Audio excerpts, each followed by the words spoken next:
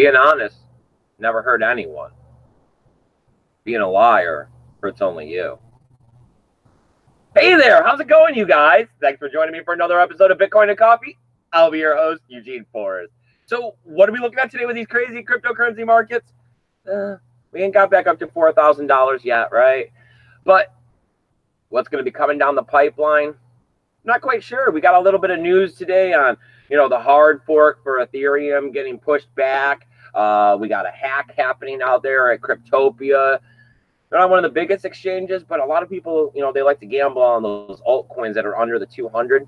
That's what Cryptopia is good for. Plus, we're seeing a little bit of good news coming out about the Bitcoin mining situation that's happening out there. But as always, what the best situation is that we have is that Samantha's over there in the chat. Good morning, everyone. So how are you today, Samantha? I'm good. Yeah? Yeah. I mean, I stabbed my hand with a rusty door yesterday, so that was awesome. But Stabbed your hand with a rusty door. How do you stab your hand with a door? It had apparently a sharp corner edge, and I went to go slam it, and yeah. Okay. Chicken coopness. It was cool. Whatever, I think I've had a tetanus shot in the last 5 years, so we're fine. That was yesterday. But now it's sore. But besides that, I'm good. All right. Well, I'm glad that you're good. Yeah, So, Samantha, I guess, would you mind pulling up that Coin Paprika so that as an entire group, we can take a look at the market, see what's happening today, see if anybody made any money for any reason. But, the sentiment of what I keep hearing lately, I kind of agree with it, is that maybe for the next month, 6 months, possibly at most, that it's going to be a little bit of sideways consolidation movement now that we've possibly seen the bottom, and we should be thinking about collecting and trying to hodl this cryptocurrency because a bull run is coming. I mean, at least within the next 18 months, you could say that there should be a bull run as we get closer to the 2020 halvening. Yeah, because when you listen to all the, the technical analysis people and stuff, they talk, yes. They keep talking about May. Yes, whatever. 3 years ago or whatever, and now it's this again, and blah, blah, blah. But as always, you cannot use past performance to predict future price. Maybe that's why I don't like technical analysis, because I don't see patterns. I'm like, no, that's some random stuff. Yes, I see that you see patterns, but I think it's random. All right, so what do we got here? We got the BTC dominance coming in at 52.3%. I got no complaints about that. Sounds pretty good to me. I like seeing it move upwards.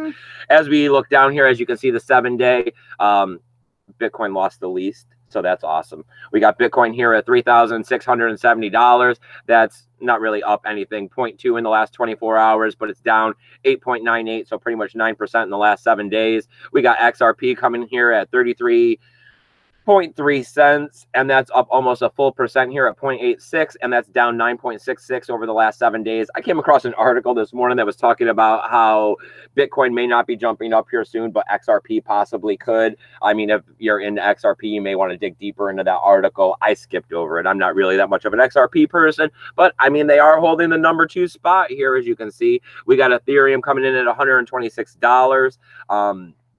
Surprised to see this price personally, and that's down 1.07% in the last 24 hours, down 16.72% in the last 7 days. We got Bitcoin Cash at $130.33.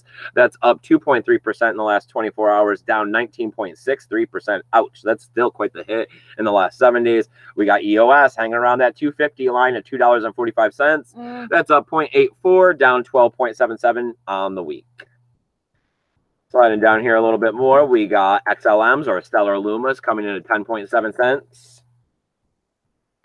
Yeah. A lot of sound effects from you today, Samantha. And that's 0.37 on the 7-day and down 13.01%. I mean, on the 24-hour, down 13.01 on the 7-day. We got Tether still hanging out on the other side of a dollar at 101.6. We got Litecoin at 32.04. It's not too bad. I mean, at least we're not seeing the $20 that Charlie Lee had possibly predicted for an all-time low. I mean, we're $12 above that. I'd still like to see this back up to 50 at least. And me, I like $100 Litecoin. I think the value is really good there. Plus, it makes the math real easy.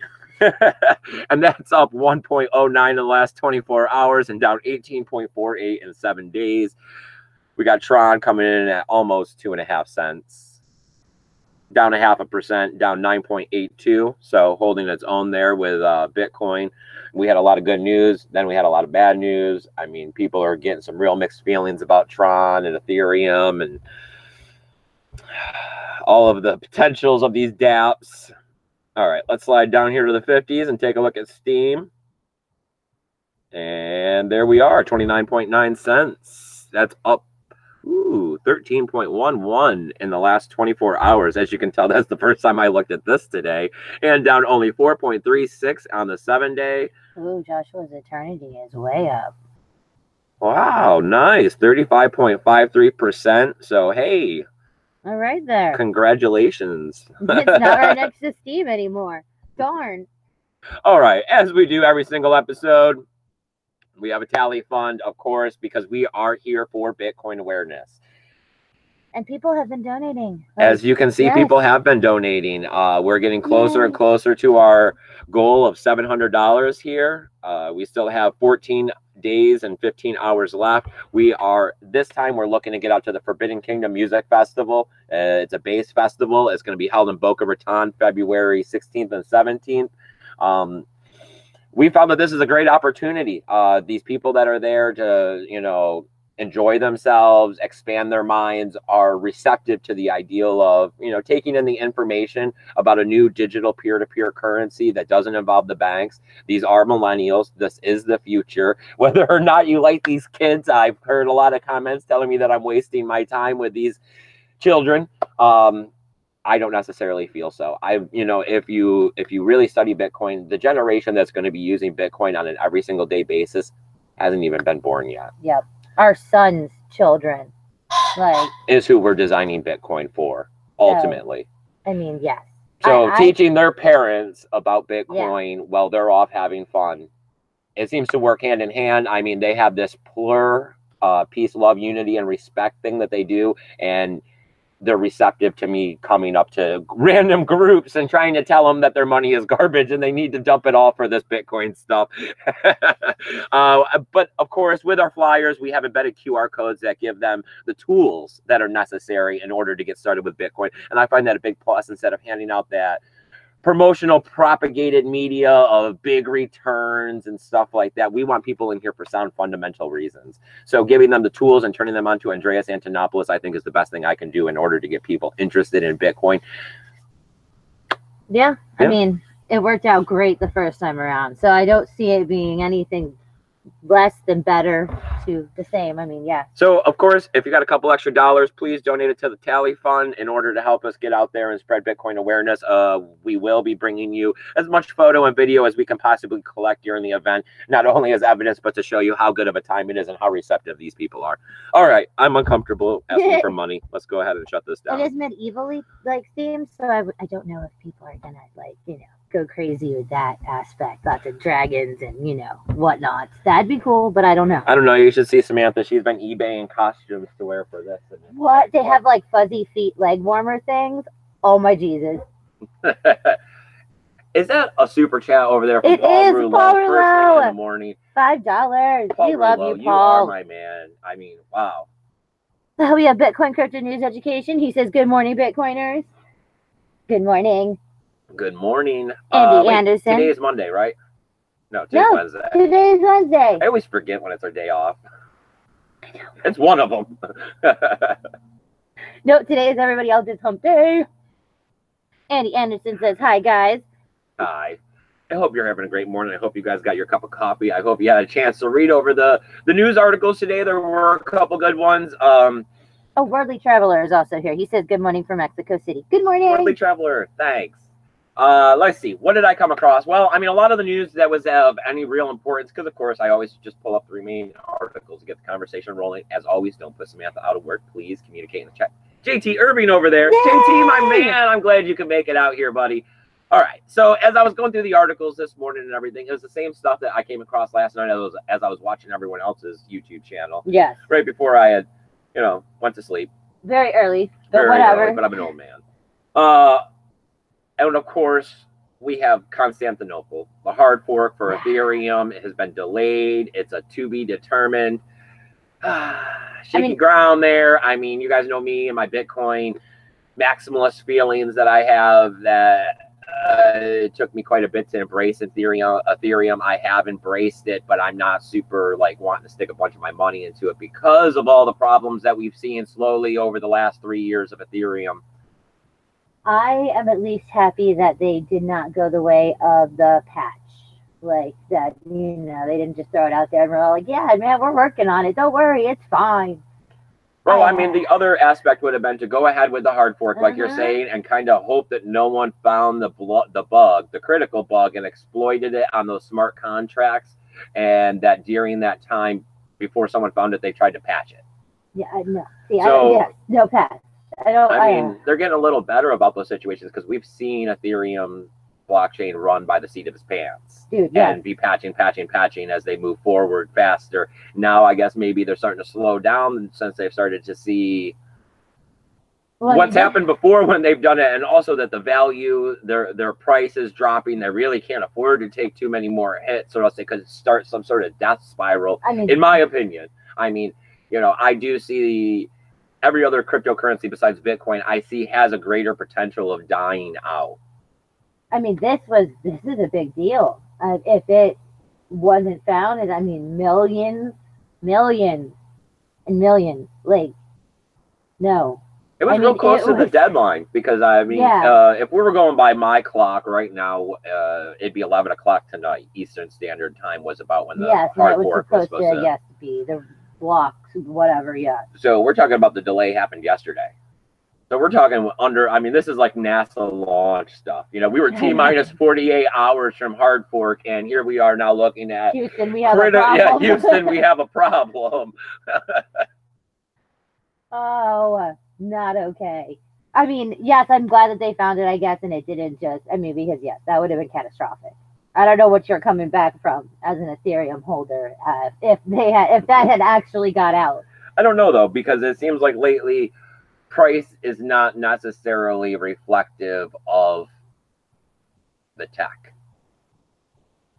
because we've seen some gains which could have been seen as preemptive Constantinople hard fork, and then we've seen the gains lost, but we also seen Bitcoin retrace backwards, so you don't know where to take it, if it's a little extra on top of that or what. But here we are still riding at $125, and with this hard fork in the last 48 hours, I'm not really seeing the drop down that you would kind of expect, because a lot of people were anticipating some sort of scaling for Ethereum. That was the ongoing conversation 3 weeks back, talking about EOS, talking about Tron, talking about all these other platforms with smart contracts. Yeah, so they're, right, cheaper, faster, better. Ethereum, I guess, in theory of platform, it is the old man. I don't know. Yeah. In the way crypto moves, a little bit. Because of course, but the problem is that when you really break down, the tech, creating another blockchain with new tech, you're making trade-offs. You cannot get security, scalability, and decentralization to all be equal. You have to, unless you come to Bitcoin, which we're still working out 10 years later. So hard to find the holy trinity of yeah. The other part that sucks is that this is it's delayed for however long it takes us. Well, they can't necessarily say, oh, well, we got all the answers, or else they would have just patched it. This was in 48 hours. We got to figure out what to do about this. We didn't even know there was a problem. Somebody else brought this to us and said, whoa, you might want to second guess this, because there's a lot of smart contracts that are already in play that'll probably get ripped off for millions of dollars if these hackers find this stuff out. And since ICOs haven't been running, hackers have been running rampant in as many different new ways as they can. Yeah. They were doing the Twitter bot stuff, and that's not working anymore, as we seen the other day with their the Cricket. Yeah, 2 people out of millions of following. Yes, that's not as good as it used to be for them. Yeah. Yes, right. How long did it take you to do all that to get $70? Right. That's probably not very cost effective hourly rate. Bitcoin Crypto News Education says last Wednesday with you. Yes, you had said that, and that's what I was thinking. I was like, wait, it is Wednesday, but his schedule changed, so he won't be able to do the Wednesday shows. It's all right, my No man. Of live course, chat. they'll be recorded. I don't know. I mean, we've thought about changing some things up here, not that we have times or anything set, but of course, we like to stay in motion, as Adam Meister says. We're always thinking and trying to figure out what we can do in our spare time and creating more spare time to be able to continue the development of this channel and our services. I don't know. Also, like how we had said that we are not super happy in the department that we're in at work. We usually don't linger in places that don't make us happy. So there are lots of departments in the place that we work. We might be able to do something. I mean, we might be able to change times and hours and stuff at some point. Because I've been trying to talk her into a second shift so that we could do morning shows. I mean, 5 first days off, a there's week. no supervisor, so right there, it's like, ding. Right. Let's move along here. Is there anything going on in the chat besides crypto news education? All right. Well, then let's see. What else do we got going on here? That was some of the big news that we continue to hear last night that has people worried and stuff going on. Cryptopia. I love the name. Didn't really like the exchange. Yeah, I have an account there. Didn't really use it. Of course, you guys know I don't keep any of my crypto on the exchange.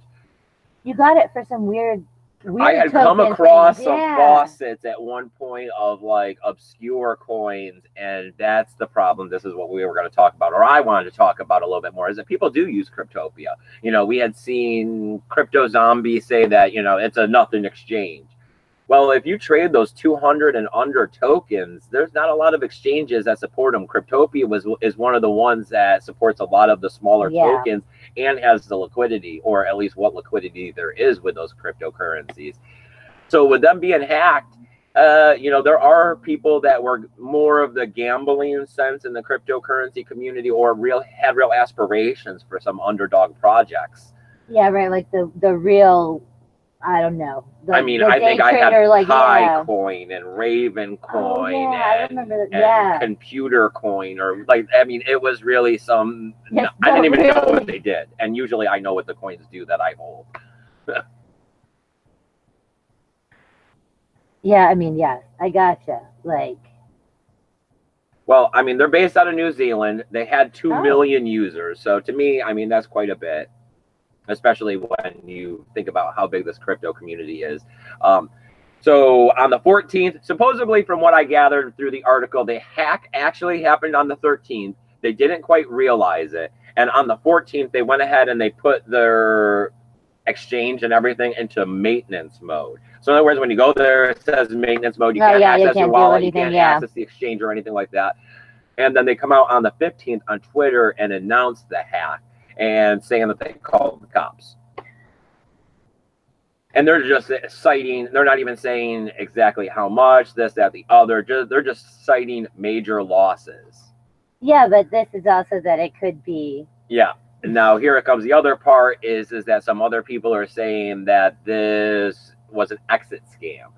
They're talking about that they can pinpoint a whole bunch of about $2 million or so, right? Yeah, I think that's of Ethereum moving out of one of their wallets into another wallet. Now, that doesn't necessarily mean anything to me. A lot of people like to jump the gun on that kind of stuff because what are you going to do when there's problems? You got to get it to another wallet. It's more secure. Yeah, I mean, so, yes, I mean, can see it. If this wallet got penetrated, I'm going to get all my money out of it and get it in another one where I kind of like took some more due diligence and have made sure I protected my private keys, kind of offline, cold wallet situation until I have everything sorted out. But I don't run an exchange. I don't necessarily know the ins and outs. I can just make my educated guesses.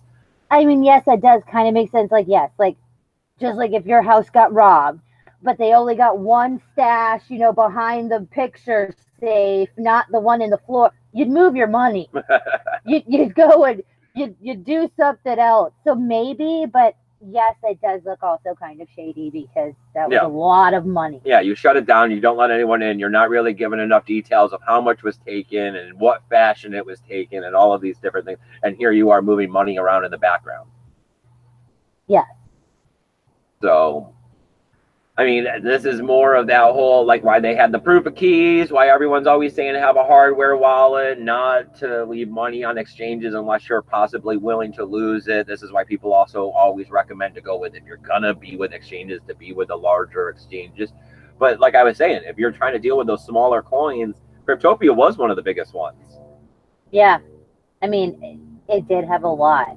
I mean, we used it. We don't. I Yeah, mean, when you go to Coin Market Cap and you went scrolling through and you were looking at these smaller coins and you go to look at, you know, who has it and where you can get in as a U.S. citizen. There's not a lot. Worldly Traveler says that he is not a fan of Cryptopia Exchange either. And Cornelia says, does anyone remember the marketplace on Cryptopia? Hi, we do. I mean, I don't think anyone really enjoyed Cryptopia. Oh, no. I think it was a necessary means. You know, like if you had some of these coins and you needed a place to hold them, I didn't know where else to hold some coins. I mean, yeah, I remember you were like looking at yeah, we were looking it up to which exchanges even had them, and there was two. Like it was like, oh, well, this one or something in like South Korea I've never even heard of. Well, So I mean, yeah. Apparently, it was a lose-lose situation. You were gambling on a coin that probably really shouldn't have existed in the first place, and you were using an exchange that was shady as shit. Yeah. I mean, yeah. Oh, Paul Rouleau says I lost about $50 in exchange share. Yeah. I mean, holding your private keys is always the best way to go when it comes to this crypto, because if you own your private keys, you actually own your crypto. Whenever you just leave it in exchange, it's like leaving your money and on someone else's table. You know, it's like, hey, I left $50 over at your house, Paul. It's on the table. Right. Yeah, no. I mean, you got a 50-50 shot of it being there. Cornelia says, I did. It was the best troll box. After Bologna Eggs took theirs off. I like to read the Bologna Eggs troll box. It was awesome. I mean, it was better than watching the crap that you were doing as you were like stop lossing. It, you know, it was like, let's scroll the troll box. So you mean as I was taking up the TV screen, you were over there reading instead of watching what I was doing? I was. All right. So is there anything else in the chat? Did anyone want to talk any more about this Cryptopia hack? Did any of you guys get hacked? Did you guys have any money? I think I might have had $2 or $3 on there. Some random. Yeah, not enough to really, you know, write home about and complain, but enough to say, I lost money. Worldly Traveler says that he uses the Coinami wallet to hold some coins. Yes, they hold quite a few coins. That are, the smaller ones. I mean, you're definitely going to have to look into something other than Cryptopia now. I mean, I don't know. It's hard to tell when stuff is exit scams and stuff or not, like now, because it is getting harder and harder to distinguish, because I mean, of course they've had to up their game. I mean, we're getting to the bottom of the market. Nobody likes to give out any of this crypto stuff. It's getting harder and harder to earn, and you need twice as much in order for it to be worth something. Yeah. So you got to be at the top of your game if you're still scamming here in the crypto space. Right, it just keeps changing. Man, how am I getting somebody else's money today? Right. Could you imagine that being your day? You wake up and you think, let me think, I'm going to scam the crap out of someone today. I know, right? I don't know. Paul Rouleau says exchange shares, you have to be left there to get the rewards. So you have to leave it on the exchange. Oh, no. There's wallets I've come across that are like that they like, it's a faucet, you know, they add to your holdings, but you have to leave your stuff there, and they don't give you the private keys. Right. But they're like giant wallets that hold hundreds and hundreds of coins. So of course, hardware wallets, you can't, I mean, not with the new Ledger Nano X, right? That's what what it's called. I didn't pre-order one. I mean, I'm happy with the two I have. $120, I think they said. 100 coins. Bad. I mean, you're talking $1 and some change for a wallet for a coin. That's less than a wallet that you put in your back pocket, because I know that the wallet I carried cost me like $35 or something. So can't really beat that with a stick. I mean, $1.25, and you can hold all the cryptocurrency you want of A, B, or C. I mean, 100 is a lot. I mean, but yes, like we were saying, how many are actual? Like, I mean, 100 is a lot. Yeah, you're probably going to get a smaller amount, like 85 or something. But Yeah. All right. So Cornelia said Lost Sea Classic and whatever forked off of it. I think it was AON. Right? Yes, he left it on the exchange. Oh, we probably lost lots of little forks of stuff from all of it. I mean, he drops stuff and leaves it. I stopped claiming forks for Bitcoin. No, I mean, but you've also had some other stuff. Like, I mean, I don't even know. Like, you just walked into your MetaMask not that long ago, and we didn't even. I mean, there was $1 or something on it, and some random crap of like some ER20s. I know. I had bought like $30 in Digibytes way back when, and I remember I was going through the file and I found the private keys written on a piece of paper and pencil and bad handwriting from way back when I first started getting into crypto, and I was like, oh, I got digital assets on top of digital assets I don't even know about. It'll be great when I'm like 60 or something, and it's like, oh, I have all of this. Right. So I actually went through that filing cabinet and put all of these words into all of these places, and yeah, you know, got a nice little chunk. All right, so are we going to be sliding up in here in the last story? Yeah. All right, so Bitcoin mining, right? Yes. Bitmain was the main creator of Bitcoin miners. You know, the concern has been for a better part of a year or two is that 51% or close to 51% and over 51% at different times has been coming out of China, with Bitmain being one of the main people behind it in the mining pools, which also have voluntary people that are joining them from like Antpool, BTC.com, and via BTC. No, yeah. So all three together. Yeah. Mm-hmm. A lot of people talked about how that was the biggest threat to Bitcoin, right? Yeah. The 51% could be attacked or carried out, especially if Bitmain had all of a sudden decided they didn't really like Bitcoin or want to turn against it. Yeah. Quite the hand that feeds. Yes. Well, Bitmain's dying, right? That's been happening for 6 to 8 months now. I mean, pretty much since the beginning of Bitcoin Cash, they've been putting nails in their coffin.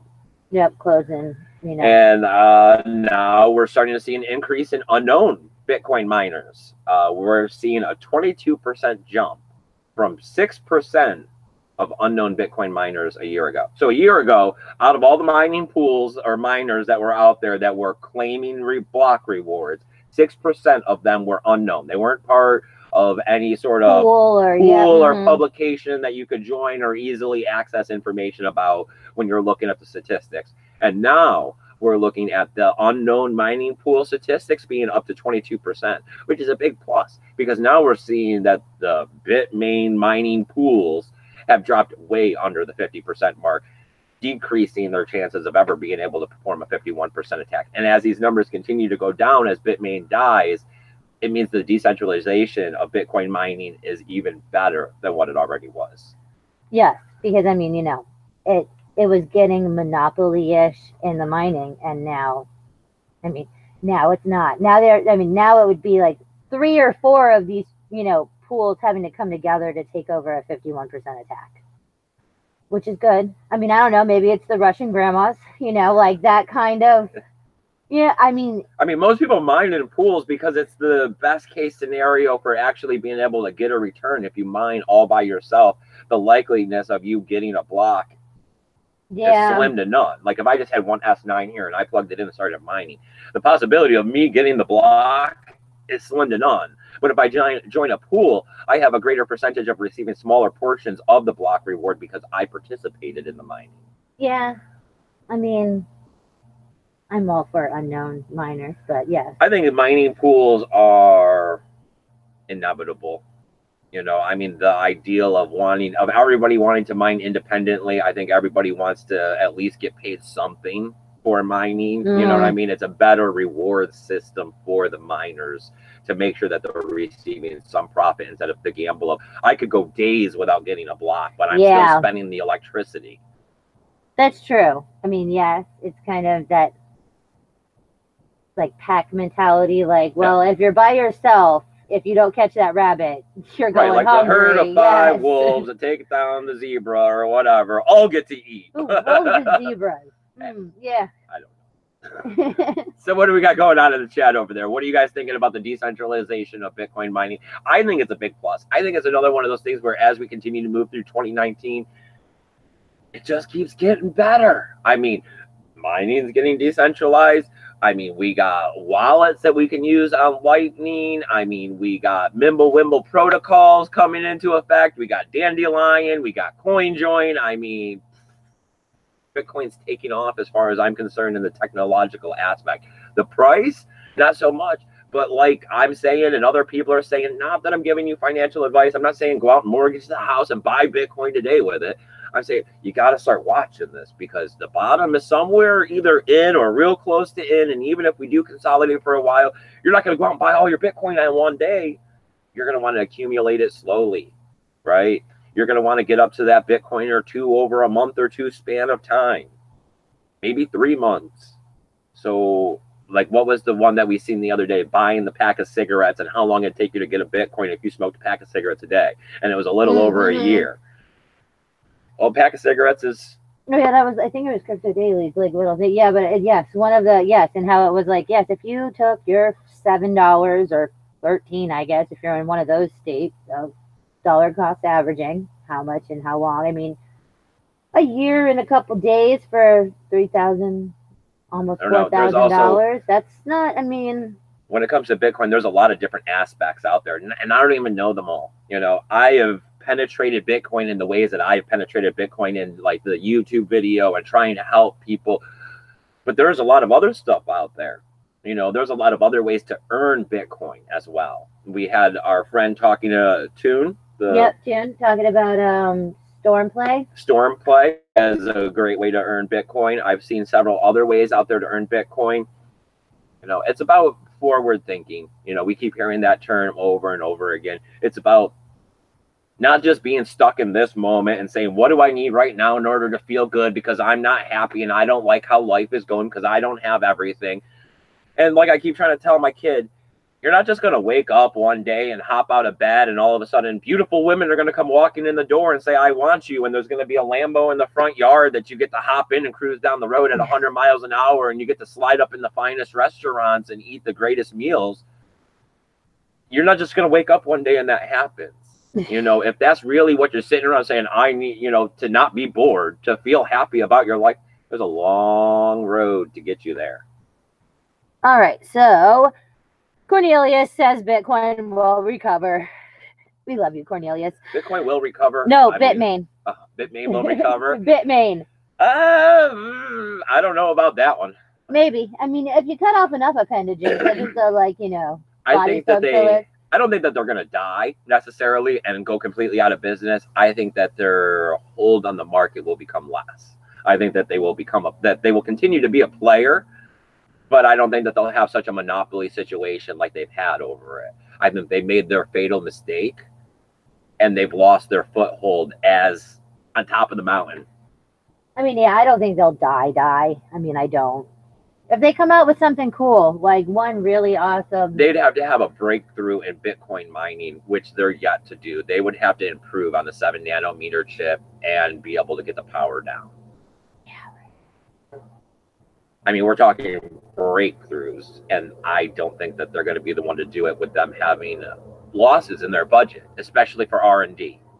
You know, we're going to, the next Bitcoin design is going to come out of somebody who has a decent R&D budget, because I mean, we're talking the cutting edge of nano chip technology is what we need in order to create a better Bitcoin miner. Okay. JT Irby says, yay, viva la Bitcoin, death to Bitmain. Paul Rouleau says that cigarettes are $12 or more a pack. Yep, I mean, when we were there, when our son was born, they were $9 or something. I didn't smoke. I had stopped smoking, but yeah, right? They were like $8, $9. Yeah, I mean, I couldn't imagine. Woo! I'd like to buy $10 of Bitcoin a day. That'd be sweet. Just every day, $10 of Bitcoin, $10 of right? Bitcoin, $10 of Bitcoin, $10 of Bitcoin, $300 a month. No big deal. JK Anonymous says pack of cigarettes in Australia, $30 or more. What? Whoa, like, no. That's a hard, like, you must really want that nicotine. I'm glad I don't smoke cigarettes anymore.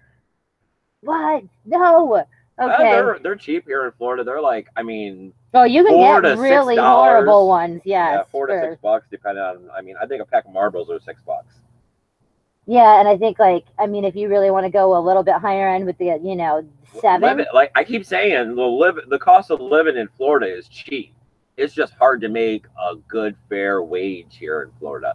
So to me, that's why I keep saying, if I could make my money off the internet, where the dollar is valued more evenly across the world, I'd be doing great, especially since I live out in the middle of the woods. Right? Yeah. If I could make my income come in off the internet, and the income I would receive would be excessive in comparison to what my cost of living are, because the cost of living in Florida is under the average. Yeah. Oh, Paul Rouleau says that he used to use Storm Play and that they did pay out. So Awesome. Hey, good. I trust Paul Rouleau. Yep. I'd leave $50 on his table, and I think they'd be there next time. I would too. Yeah. I mean, unless your girlfriend's real shady. But I don't think so. I mean, I don't see how you'd be with a shady person, but you never know. I doubt it. I think he has better taste than that. Bitcoin Crypto News Education says you have to own your own business. Yeah, I know, but that's a lot of startup money. Even if you're just going with, I don't know. There's very manual. There's multiple aspects of thinking when it comes to that. All right. So, is there anything else, Samantha? Because I don't have any more news. That's all 3 articles. That's it. That's it. All right, you guys. As always, I have all kinds of tools, links, and affiliation codes listed down there below to help you figure out these cryptocurrency markets. Right? Yes. We have the free email help desk. It's at eugeneforest20@gmail.com. I have links down there below that'll help you take you out to all the different social media platforms I post to. Coming over there and pressing the like, the thumbs up, and commenting on them is a great way in order to help out the channel without taking any money out of your pocket, because hey, those tribe tokens and those mine tokens and the Steam tokens, they're all worth something, and a bull run will come eventually, and then they will be worth a lot more, and then it'll do great things for this channel because I'm collecting them. You can check on the accounts, like Steam tells you what everybody has in their wallets. Yeah. I have donational addresses down below, and that helps out the channel. But I'd rather have you give a couple bucks to the Tally Fund to help us get out there and spread Bitcoin awareness. Besides that, we're going to be here every Monday, Wednesday, and Saturday at 8 a.m. Eastern Standard Time. Those are our given shows, right? Yeah. Of course, we've been working on lots of other stuff, but nothing coming to fruition at this exact moment that I can tell you guys about. We're trying. We're trying. Besides that, we have the Forbidden Kingdom Music Festival coming up February 16th and 17th, so that's about a month away. Yep. So I'm getting excited about it. We're going to have to order those flyers here in a week or two. Yep. Yeah. Are you going to be getting another outfit? I don't know. Maybe. So Samantha may be getting a cool outfit. Not that you guys will get to see it. Maybe I'll show the outfit. I don't know. We'll show you guys the flyers. We'll tell you guys all about it as it gets closer and closer. I mean, we have tickets. I booked a motel room, so we're on the good to go, right? Well, we're not driving back because it's like 6 hours. So yes, it's good that we reserved this time. We were thinking, it'll be okay. Yeah, it was not okay. We drove back and forth. Yeah, it was awesome. So anything else you want to tell these great people, Samantha? No. All right, you guys. Go out there. Have a great day. Do the best you can do. And remember, keep your BTC safe. Bye, guys.